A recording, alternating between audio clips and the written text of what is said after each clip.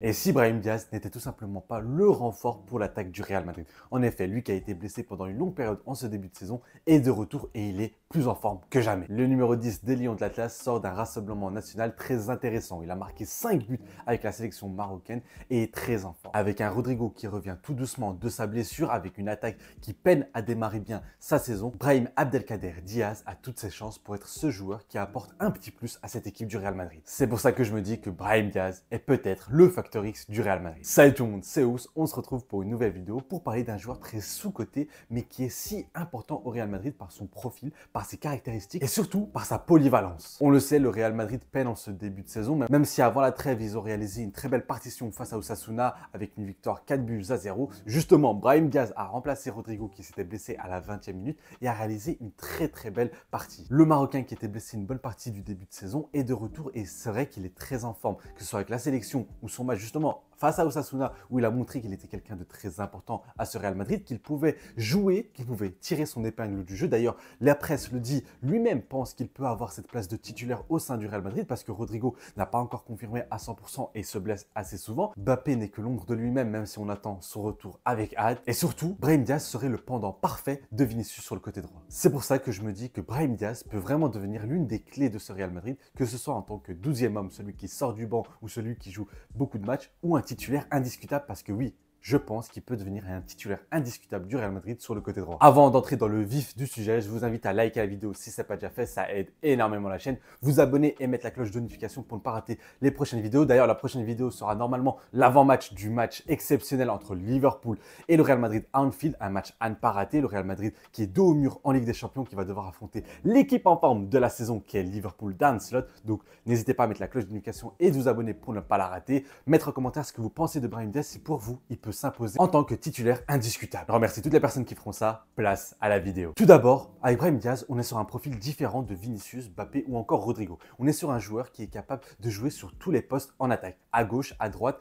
dans l'axe ou même numéro 9. Mais c'est à droite qu'il va pouvoir apporter ses spécificités. C'est un joueur très vertical qui dribble énormément, surtout dans les petits espaces. C'est là où il est le plus fort, c'est-à-dire avec ses petits coups de rein, son explosivité qui lui permet à chaque fois de démarrer très rapidement, de pouvoir prendre l'ascendant sur le défenseur, capable de jouer dans la largeur, mais aussi de rentrer à l'intérieur du jeu. C'est un joueur qui est ambidex, qui est capable de jouer du pied gauche et du pied droit, et ça, c'est un avantage terrible. C'est un joueur qui est vecteur de cassage de lignes. C'est un joueur qui casse énormément de lignes via le dribble, mais aussi par la passe. C'est un joueur très intéressant par la passe. Il a une très belle vista. Il est capable de délivrer d'excellents ballons, que ce soit des ballons piqués ou des balles en profondeur. Et comme je l'ai dit, c'est un joueur très vertical, mais qui est différent d'un Vinicius ou d'un Mbappé qui sont très attirés par le but. C'est un joueur qui peut aussi se muer en joueur de collectif. En effet, parce que pour une bonne attaque, il faut aussi de la complémentarité. Et je pense que Brahim Diaz, sur son côté droit, peut être complémentaire à Vinicius et Kylian Mbappé. C'est un joueur qui est moins attiré par le but. Il est capable de marquer de buts. D'ailleurs, il est doté d'une très belle finition. Il marque souvent de très jolis buts. Et surtout, devant le but, il a un réel sang-froid. Mais c'est aussi un joueur qui peut se sacrifier pour le collectif, qui peut revenir souvent aider derrière en défense. Ça, il le fait très souvent. Mais ça, c'est à l'image d'un Rodrigo. Rodrigo le fait aussi assez souvent. Et ça,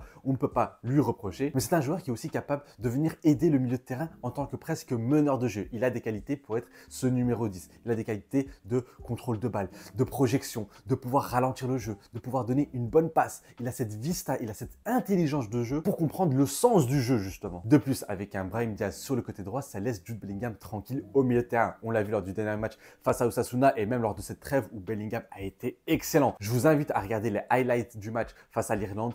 L'Anglais a été sensationnel au milieu de terrain où il a pu être omniprésent, il a pu apporter toute sa classe technique, son cassage de ligne, ses passes, sa finition, sa qualité de dribble, bref. En ayant un Brahim Diaz sur le côté droit, ça veut dire que Jude Bellingham peut lui aussi s'imposer dans le rôle qu'il aime tant, le rôle où il est libéré de toute tâche sur le côté droit. En effet, on sait que Carlo Ancelotti a souvent tenté cette saison un Bellingham sur le côté droit, parfois même en tant que latéral droit. D'ailleurs, ça, Carlo Ancelotti, tu remets Jude Bellingham sur le côté droit, on va te choper par le callback. Parce que vraiment gaspiller un joueur de la classe de Jude Bellingham, le 3e au Ballon d'Or, en tant que latéral droit, alors que c'est un joueur à vocation offensive ou à minima au milieu de terrain, c'est honteux. De plus, il peut combiner et permuter avec Kylian Mbappé, il peut le laisser sur le côté droit, lui, il peut rester en tant qu'entre guillemets dans ce rôle de faux numéro 9. Mais la raison du pourquoi Brahim Diaz peut être un joueur facteur X au sein de cette équipe du Real Madrid, c'est parce qu'il est très en forme et surtout qu'il est très en confiance.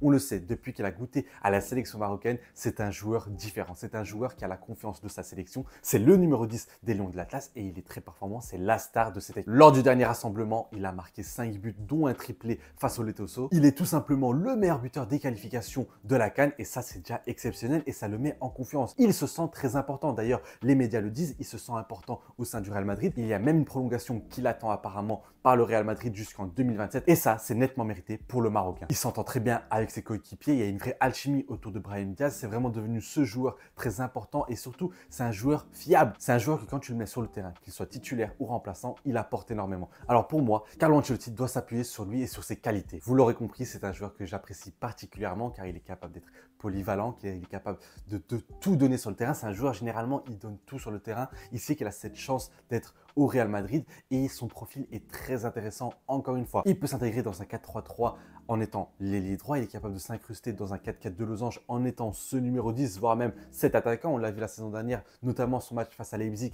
où j'étais au stade, j'avais la chance d'aller voir ce match-là où Brahim Diaz prend le ballon sur le côté droit, dribble, rentre à l'intérieur et te décoche une frappe terrible parce que oui, il est doté d'une très grosse finition et d'une très grosse frappe de balle. Maintenant, il est clair que si Rodrigo est apte et à 100%, c'est sûrement Rodrigo qui sera titulaire. Mais moi, je veux qu'on instaure une sorte de concurrence. Quand on voit ce que le numéro 10 des Lions de l'Atlas est capable de faire sur le terrain, qu'il répond constamment présent. D'ailleurs, en 200 minutes avec le Real Madrid en ce début de saison, il est à 3 goals assists, ce qui est un ratio déjà plus élevé que Rodrigo. Donc maintenant, Rodrigo est un joueur très intéressant qui aide aussi défensivement, qui est capable du meilleur. Mais je veux quand même qu'on installe cette concurrence. Je veux de la méritocratie au sein de cet effectif. Je veux que le joueur qui mérite doit jouer. Et ça va aussi pour Kylian Mbappé. Concrètement, je pense que Brahim Diaz sera titulaire face à Leganés. Contre Liverpool, c'est une autre question, c'est une autre histoire parce que Carlo Ancelotti va sûrement vouloir densifier son milieu de terrain. Ce que je pense être pas vraiment la bonne idée. Je pense qu'il faut jouer avec tes armes, comme tu as joué contre Osasuna avec un milieu à 3, avec un Camavinga qui ne bouge pas au poste de numéro 10, un Federico Valverde qui, je pense, va devoir décaler sur le côté droit en tant que latéral droit. Mais encore, Valverde peut apporter sur ce côté de latéral droit. Je pense qu'il peut dépanner quelques matchs. Je pense qu'il va falloir recruter un joueur ou se baser sur Lucas Vazquez. Mais bon, Lucas Vazquez face à un Luis Diaz, j'ai vraiment très peur. Mais même si Carlo Ancelotti décide de densifier son milieu de terrain, pour moi, Brahim Diaz doit être titulaire. Et si Rodrigo est encore juste, c'est encore une fois le Marocain qui doit passer devant. Je pense que contre les Leganés, il va jouer en tant qu'ailier droit dans un 4-3-3 classique. Et contre Liverpool, ce sera un 4-4 de losange avec Jude Bellingham en tant que 8 sur le côté gauche, Valverde sur le côté droit, en 6 Camavinga et en 10 Brahim Diaz. Comme je l'ai dit, son rôle ne se cantonne pas à être titulaire. Il peut aussi être ce joueur qui sort du banc et qui apporte énormément de dynamisme, de verticalité. C'est un joueur qui cherche constamment à aller vers l'avant dans ses prises de balle, tu le vois. Et en plus, c'est un joueur tellement élégant à avoir joué, c'est un joueur tellement beau à avoir joué dans ses prises de balle, dans ses dribbles, dans sa capacité à marquer des jolis buts. Je me rappelle encore du presque but la saison dernière où il a envoyé Frenkie de Jong sur un crochet et il a tiré. Je me rappelle encore face à l'Atlético Madrid où il a marqué un très joli but sur une contre-attaque. Son but face à Leipzig, c'est un joueur qui est très dans les émotions, dans le sensationnel et ça, j'aime beaucoup. En conclusion, je pense que Brahim Diaz peut être le facteur X de cette équipe du Real Madrid. Je pense que son profil peut apporter énormément à l'équipe de Carlo Ancelotti. J'espère qu'il jouera titulaire au moins l'un des 2 prochains matchs, qu'il aura un rôle très important à minima, qui rentre dans tous les matchs, une demi-heure, 25 minutes, parce qu'il est capable d'apporter énormément. Voilà la fin de cette petite vidéo. C'était vraiment une petite vidéo pour parler un peu de Brahim Diaz, du fait qu'il peut être le facteur X de cette équipe du Real Madrid. Moi, c'est un joueur qui me plaît beaucoup, c'est un joueur qui peut apporter énormément et on verra lors des prochains matchs. Donc, je compte sur vous pour liker la vidéo si elle vous a plu, vous abonner encore une fois et mettre la cloche de notification pour ne rien rater. Surtout qu'il y aura l'avant-match, un gros avant-match entre Liverpool et Real Madrid. Encore une fois, c'est un choc, donc je compte sur vous pour répondre présent. Normalement, la vidéo sortira lundi, donc je vous donne rendez-vous lundi. C'était Ous et un avis noyé dans la mer.